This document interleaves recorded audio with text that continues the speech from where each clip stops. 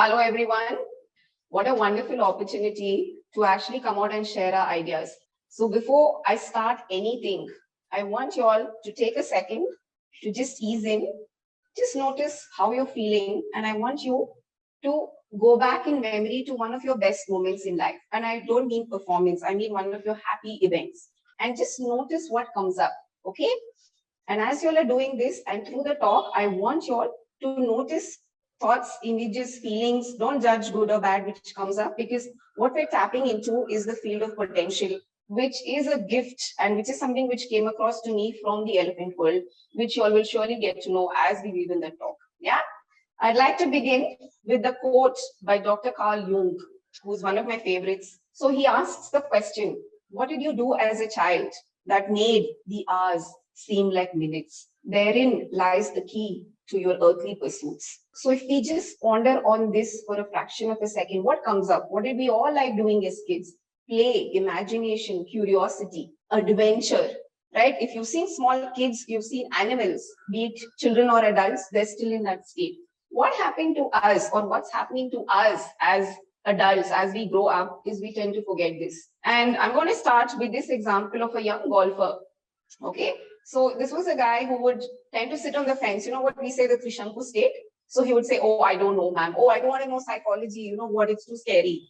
And one of the sessions, so this was a team of us which was working with this academy, and I took him through his best performance. And what came out was the first time I saw him animated. He was like so happy when he was narrating it, and I said, so what was the most important? He starts off going on a tangent, okay, totally off the radar, and comes back to win the match, okay, win the tournament. And the key, he says, was his close friend was caddying for him. And he said, I really enjoyed, I had fun. And what I asked him was, how can you bring this into your everyday life, right?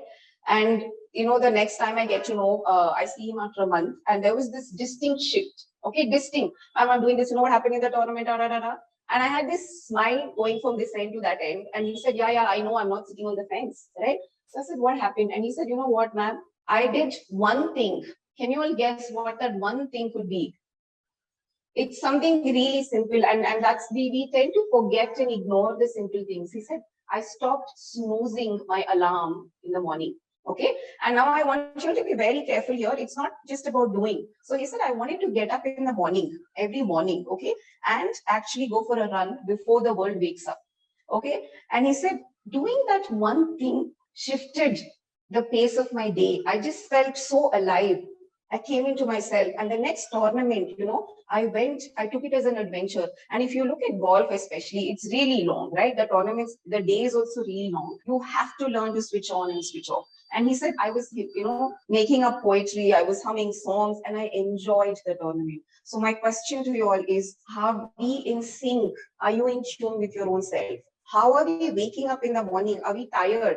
How are we at night? Is there, there's a difference between good tired and bad tired, right? So that's the question, And sometimes when I'm listening to an athlete, I'm feeling choked, Very recently, I was asking an athlete, how did you cope last time? And she was breaking down her schedule. And it's flat. The voice is flat. The energy is flat.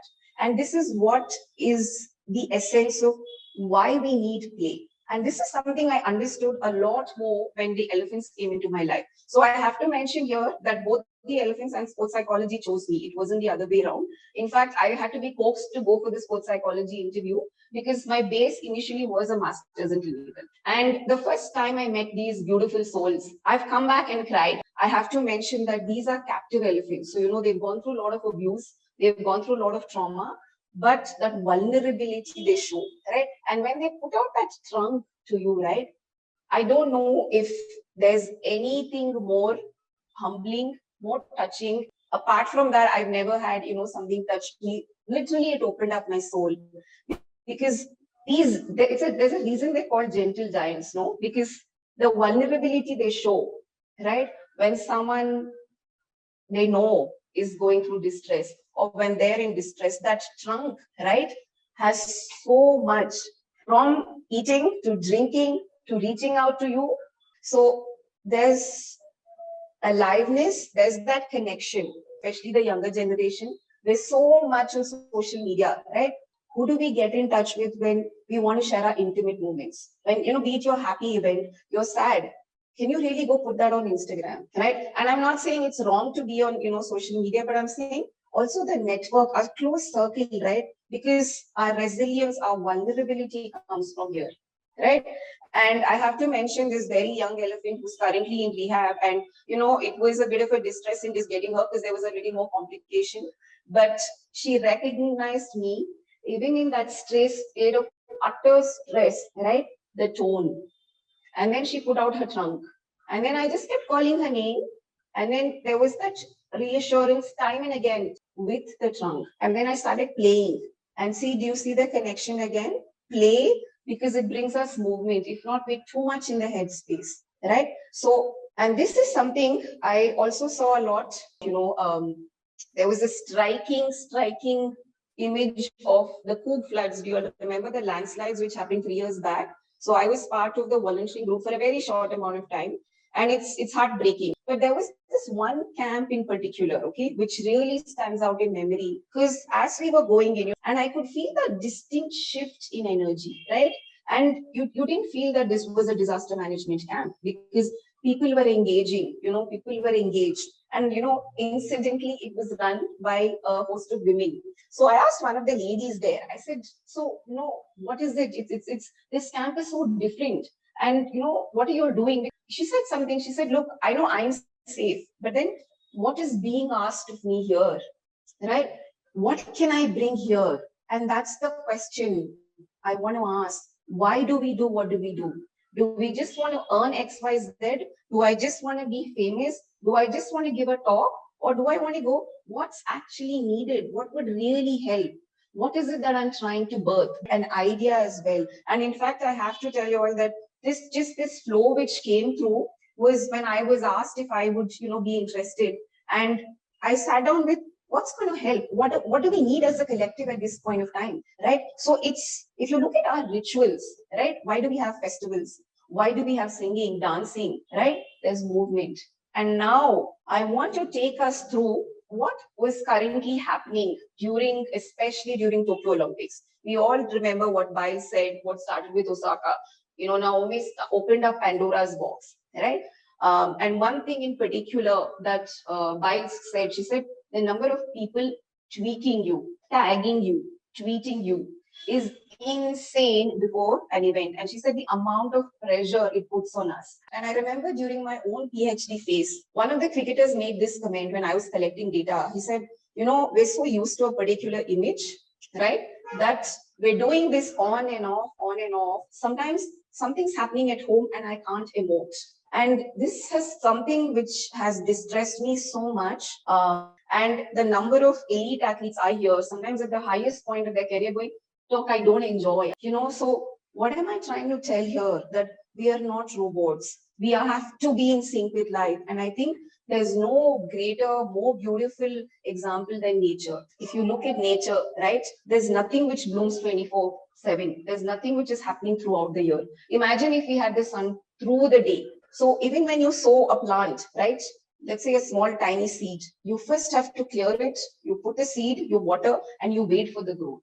Look at today's age, what's happening, right? We're in the space of boom, boom, bang, bang. I call this the instant era age. WhatsApp, I lost my phone just a couple of weeks back. And after the initial chaos, I'm like, oh, I realized how much of headspace I got. So are we flowing through life? Are we in sync? Right? And this is the reason I wanted to bring in these examples, because what happens when we are connected to play, to movement, to connections, to people around us? What's needed of me is there's free space in us. There's that sense of belonging, of rootedness. You're in synergy, and that's when we're prepared. We're preparing. That's when we're in tune with this field of potential, right? If I have to go back to the elephants for a fraction of a second, okay? And initially, of course, I was in awe. And then I used to keep going. And then you realize, oh, you can actually communicate. But it's not that I have something special, right? It's just that I was open to this field. I'm acutely listening and they're sensing. So it cannot be one way.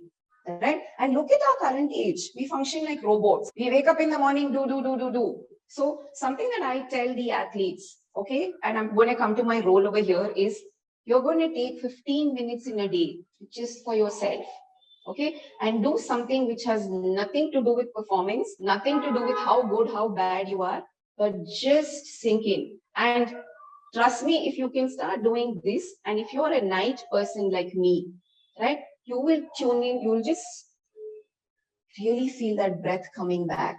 People ask me, oh, so what do you do? Do you do counseling? Do you do motivation? And I always kind of go, And I kind of feel what I do actually is hold the mirror to aid them to their best potential.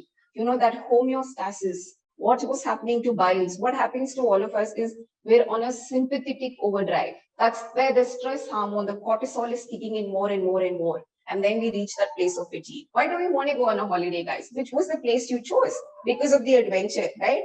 And what did we like about the adventure? Is it just that, of course, the planning, that joy that, oh, I'm going somewhere, but then it's the unknown, what catches you, right? And that's where our dreams are also so potent. They're telling us, where are we just going? Where are we just driving? What do we need to do? Like nature, we need to pause. We need, like, it's also like a sprint.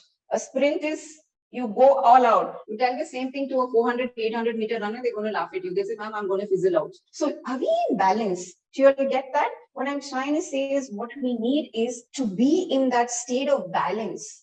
Because when we're in that, and what I try to do with athletes is try to go really, what is my athlete telling me here? What's that story behind the story? And what we all want in life, right, is to be seen and heard in a safe space, right? That's where transformation happens with reflection, with stories.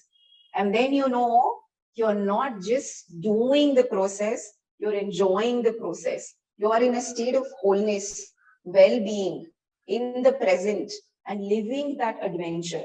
Because for me, and that is why I like to call myself a holistic sports psychologist, because for me, I know when my athlete is whole or this individual is whole, performance will come through. What do we tend to do? Focus, go for gold. I'm sure, get gold, all that is fine. But when we just focus on the gold, we've forgotten what gets us to that gold. That what you saw, I'm going to come to, Neeraj and, bring this whole thing together, our own golden boy, right? Because if you look at his journey, he started, he got into sport for fitness. He was a little chubby. And then when he saw someone throwing the javelin, it caught his attention.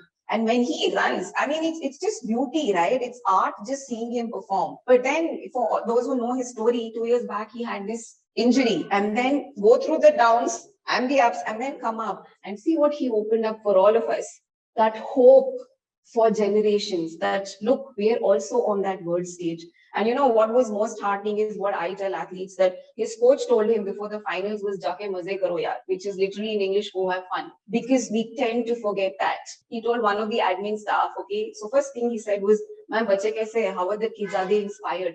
And that was so heartwarming because that's when we've moved, right, from successful to inspiring. And that's where I've heard Sakshi Malik say, yes, ma'am, medal, an Olympic medal is what everyone dreams of. But what's also very important is when a young kid in rural India comes and tells me, Didi, aapke wajah se, because of you, that I get to train. There's no greater joy than that. And if I have to come back, to my own journey of, I come back dead, physically tired when I'm with the elephants. But then that joy, that smile I go to sleep with, that's what's essential. And so I want to pull, and that's what I'm saying. Guys, are we listening? Are we really in tune with life? Or are we in this overly rational world being extremely rational? And I want to tie this up together with 4 questions. Are you in tune with yourself? In sync? Are you connected to those around, close to you, those who are close to you, and life in general? Why are you doing what you're doing, right? And last but not the least, what do you want your story to be? Are you open to this field of potential where the magic really happens? And that's my wish and that's my hope for all of us, because we're all makers of change. As Joseph Campbell says, heroes are agents of change. We're all influencing. What are we influencing? Can we be those change makers? I want to bring it. And I want to say vida la vida, which is in Spanish, enjoy your life, live your life. Because when you're truly living your life, everything is opening and we're in tune and we go on to make a difference. Thank you so much.